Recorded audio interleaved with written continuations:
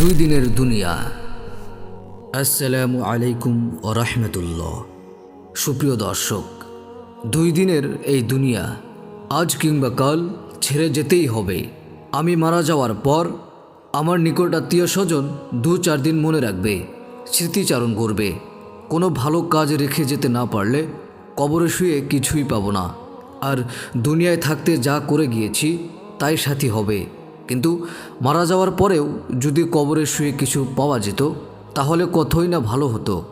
তাই জীবনে এমন কিছু করতে চাই যাতে মৃত্যুর পরেও আমল বন্ধ না হয়।